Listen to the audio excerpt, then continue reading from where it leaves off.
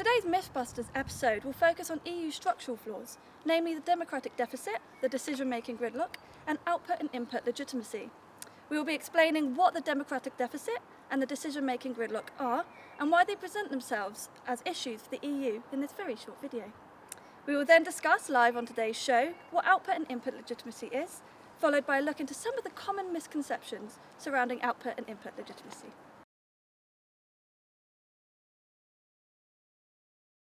So what is the democratic deficit? Well, the democratic deficit is when democratic organisations and institutions fall short of fulfilling the basic principles of democracy in their operation. This is certainly the case of the European Union. Richard Katz claims that the EU mainly suffers from a democratic deficit due to a lack of democratic principles that are shown in member states' parliaments, such as an elected executive. For example, the EU sometimes uses a system called qualified majority voting, or QMV for short. This is a system of weighted votes where each member state, being given a certain number of votes by the Council, and the votes are weighted by population size.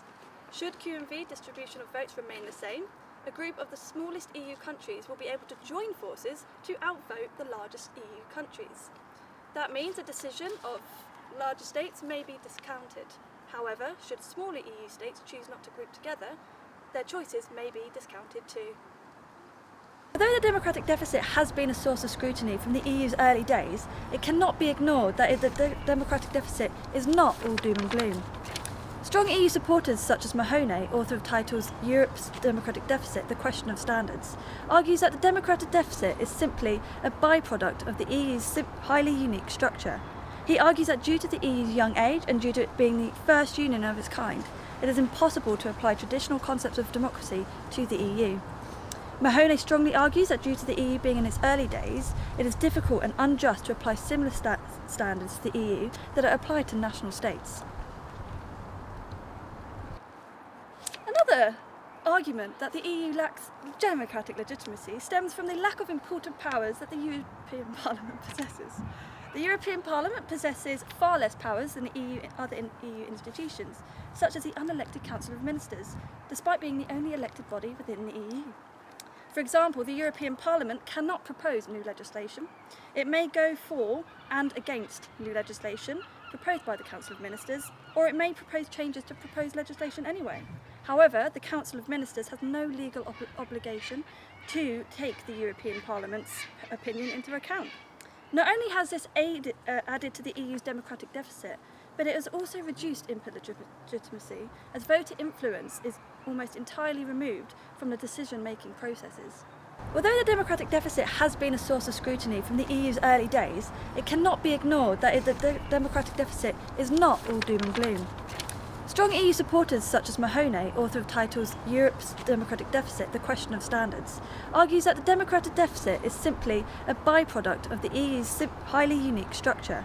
He argues that due to the EU's young age and due to it being the first union of its kind, it is impossible to apply traditional concepts of democracy to the EU. Mahoney strongly argues that due to the EU being in its early days, it is difficult and unjust to apply similar standards to the EU that are applied to national states. After all, should traditional concepts of democracy be applied to the EU, such as a party government or popular sovereignty model, the EU would have to be treated as an international state, something that it simply isn't. Therefore, due to the EU not being an international state, there really is no reason for it to be democratically legitimate, meaning that the EU is not suffering from a democratic deficit. Two very opposing views there, but who do you agree with, Katz or Mahoney? The second EU structural crisis that we will be looking at today is the policy-making gridlock. The policy-making gridlock refers to the EU's inability to devise and implement policies in an efficient manner to address crises within the EU, particularly since efforts were made to make the European Union more democratic. The policy-making gridlock, according to some, stems from the EU's complicated structure, meaning that once policies are passed, they quickly become outdated due to the length of time it takes to implement the policy.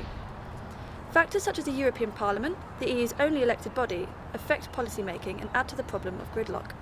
The European Parliament was introduced in an effort to address the democratic deficit by adding an elected body to the policy-making process.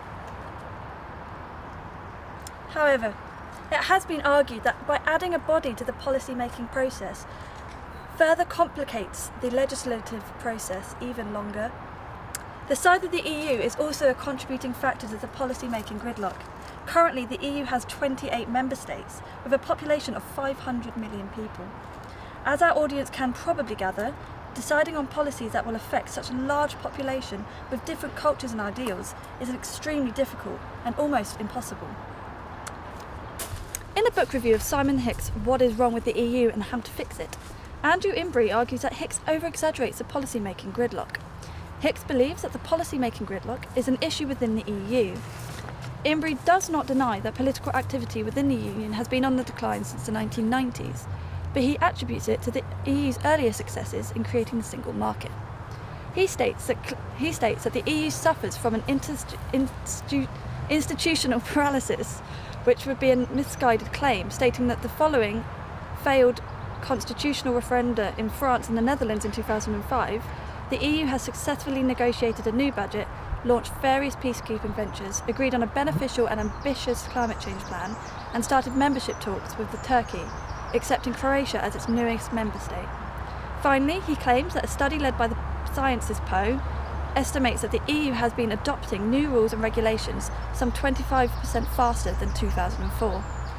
So whose opinion seems more sound to you, our audience? Katz or Mahoney's on the democratic deficit, or Hicks or Imbrie on the policy-making gridlock? Now back to Kyle in the studio.